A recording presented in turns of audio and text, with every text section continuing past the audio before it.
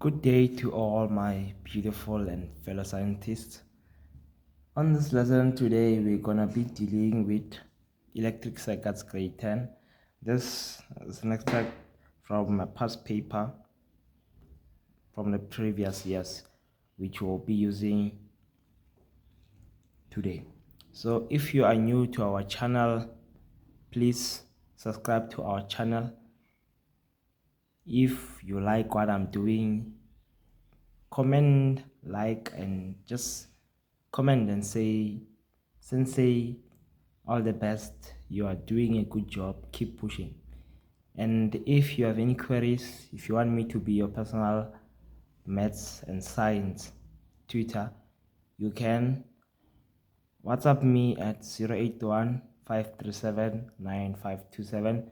That's my WhatsApp number. And for other videos where I'm tackling question and answers, you can visit my Patreon account at Maths and Science Tutorials. Hope you have everything ready so that we can start. So today we're gonna be dealing with electric circuits. Let's start with question 1. Note that in this question here, we have a cell. We are not given the EMF of the battery. We have a battery. We are not given the EMF of the battery. We know that there is internal resistance, and we have voltmeter 1 connected across the battery, and it's a closed switch. We have first ammeter 1, which reads 3 amperes. We have ammeter 2 and 3, which are connected in parallel. We have connected parallel resistors, which is the 6 ammeter 6 ohm one and the 3 ohm one, and both of them have voltmeter connected across them. And we also have resistor R in series, and it has also a voltmeter connected parallel to it. We have also the other ammeter 4, which they didn't give us any reading on it. So let's now go straight into the questions. You can pause the video so that you can pause the video, try to tackle the questions on your own, and afterwards you can unpause the video and check whether you got them right or wrong. Just use it as a practice activity. So now we have a question says, what is the reading on ammeter 3? Which one is ammeter 3? It's this one. So now we know that ammeter 3, what will be the reading on it? It will be 1 amperes. Why? We know in parallel are current dividers.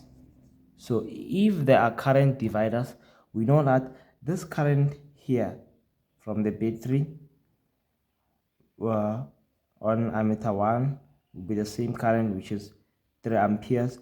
When it comes here, it will do what? It will divide. 2 amperes will go this side, 1 ampere will go this side.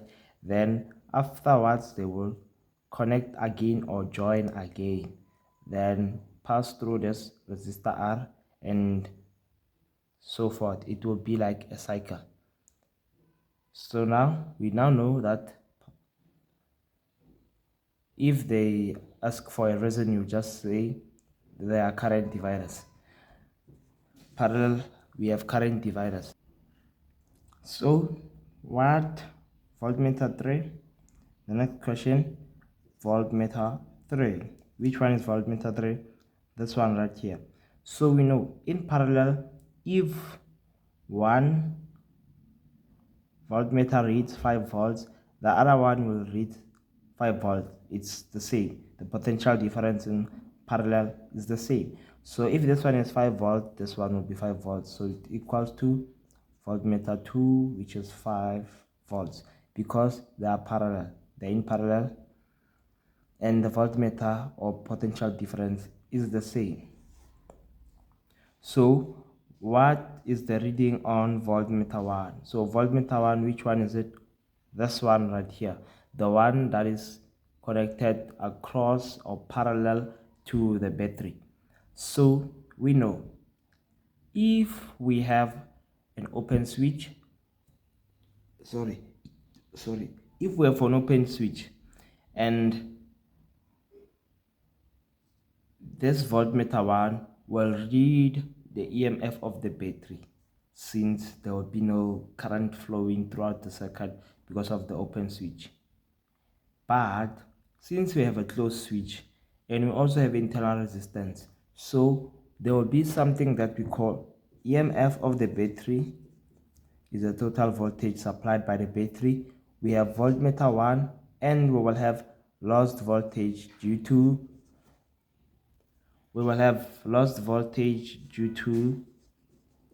the internal resistance. So now lost voltage, it will be due to this guy here, the internal resistance of the battery, which is 0.2 ohms. We have voltmeter 1. So now here we know that if we have this one here, voltmeter 1 will read the EMF, subtract the V lost. So voltmeter 1 will read the EMF minus the voltage lost. So we know that we have 0.2 ohms, which this we are not given the EMF of the battery.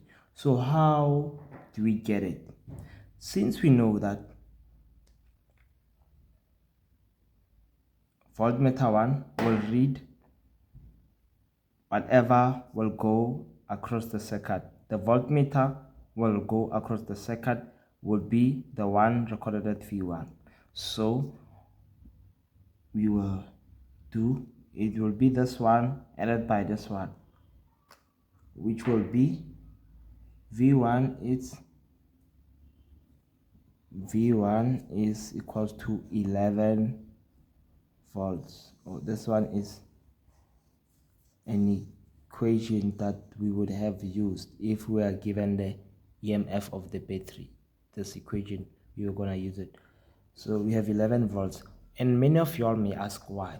We know that, remember that the voltage after the for example, let's say a battery supplies a EMF of 15 volts, and then after supplying the EMF of 15 volts, it loses, due to internal resistance, it loses 1 volt. So the one that is left after will be 15 minus 1 will be 14 volts, which the 14 volts will be the one that is recorded or read by V1, which will be the voltmeter or the voltage that will go throughout the circuit. This one, don't be confused, this will be the same, since we know that it will be 5 volts and this one will be the same 5 volts. So don't get confused and add both of them, since it will be the same voltage that goes through the same across the same resistors or across the same path. Get it? So now we know that voltage 1, this one will be the one that is read by voltage 1, the one that goes throughout the circuit, which will be 6 volts and 5 volts. You understand it? So now we have 5 plus 6, which is equals to 11 volts. And the next question, it says calculate the EMF of the battery. So how do we calculate the EMF of the battery? We will just use this equation. So question 4, the EMF of the battery EMF is equals to voltage 1 reading plus voltage lost. So now we don't know what is the voltage lost, so we will just use the internal resistance that we are given and also the current, since we know that the current that is read here will be the same one that comes straight from the battery to all the circuit. So it will be 3 times 0,2. It will be 11 volts plus this will be 0,6. Let me check just to be sure. Times 3 will be 0,6. Okay, then we add 11, it will be 11,6 volts. We can do it in 2 decimals or 1 decimal. It doesn't matter because it will only depend on whether the examiner says leave your answer in 2 decimal or 1 decimal. So now I just use 1 decimal. You understand it? So question 5, what is the ammeter on ampere, or the reading on ammeter 4? Ammeter 4 is this one. So now remember, the same 3 amperes will divide here. We can say it divides or separates here. Then after here, it will join again, which will be the same 3 amperes, which here it will be the same 3 amperes. Get it? So it's just, this one is just easy, just a walk in the park. Just remember that here, after dividing, they will join again.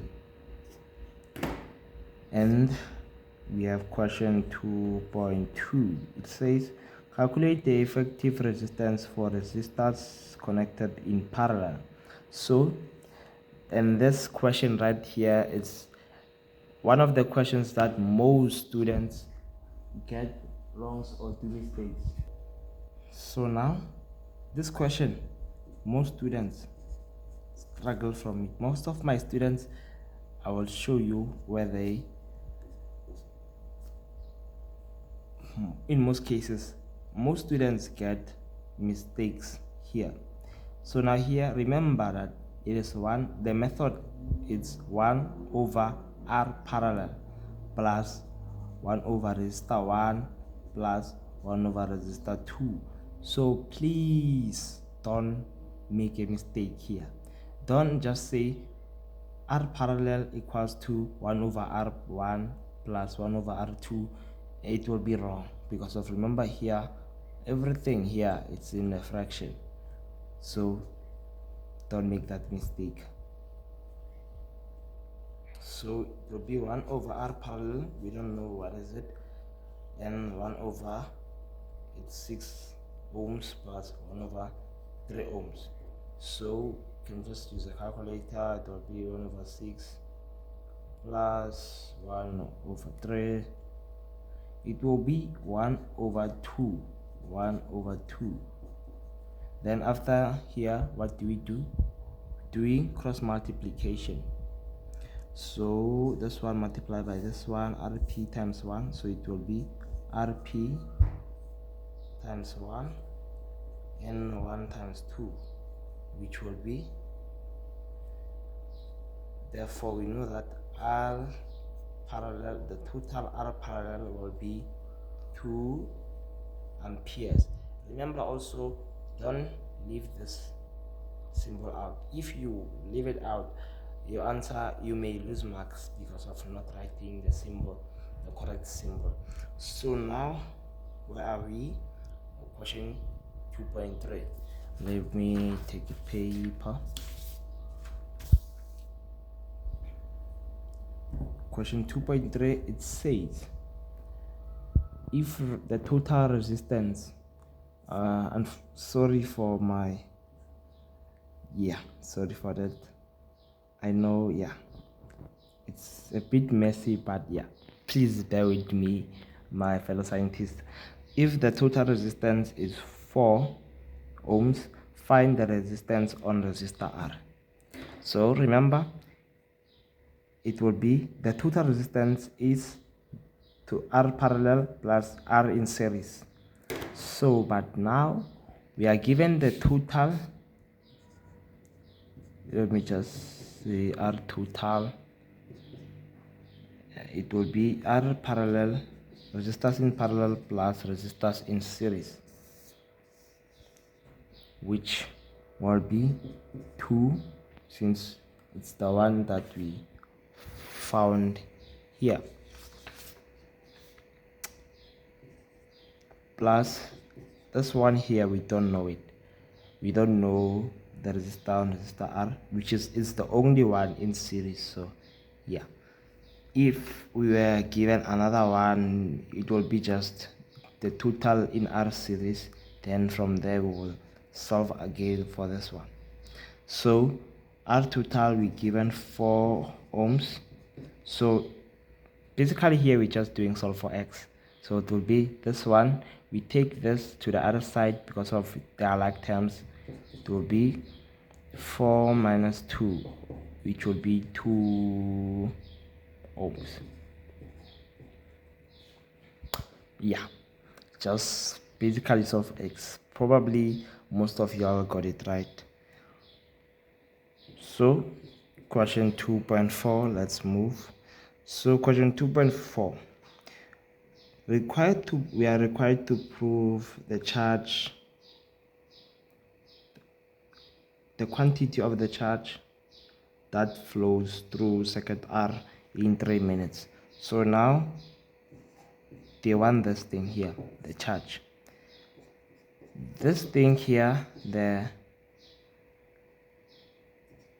current, and we are given the time, which is 3 minutes, which we will need to change to seconds, which we're gonna do this times 60, which will give us 180 seconds. So now here we can use that method of current equals to Q times the change in time. We can use that one, but since we are looking for the charge, you just make the charge the subject of the formula, which will be basically the current multiplied by the time, which we know that the current is 3 amperes. You still remember how we got this 3? It's the same. Basically here they just divided because of in parallel they are just current dividers. So after dividing they will join again and be the same, 3. So times 180 will give us 180 multiplied by 3 will be 540, and the unit will be coulombs. Remember this, don't do a mistake by leaving it out, or else you will lose marks due to that. And to our last and final question for now, required to prove the electrical work done by the battery in 3 minutes. Most of y'all came across this equation, which is the work done over the time. So here they want the work done. So now here the work done in 3 minutes, which we must just do this, which you can see it's just the same. It's the same. There's 3 minutes here, and we can just use the same charge because of we know that the current is the same. So it will be voltage times Q, but by the battery, the work done by the battery. So we must find the EF, sorry, I said EFF, sorry, the EMF. So it will be EMF, we found 11,6. So here we are using the EMF of the battery. Why? Because they want the work done by the battery, which we must use the voltage by the battery. And if they wanted the work done by any other thing here, any other component, we would just use a particular voltage that passes through it and multiplied by 540 will be, sorry for that.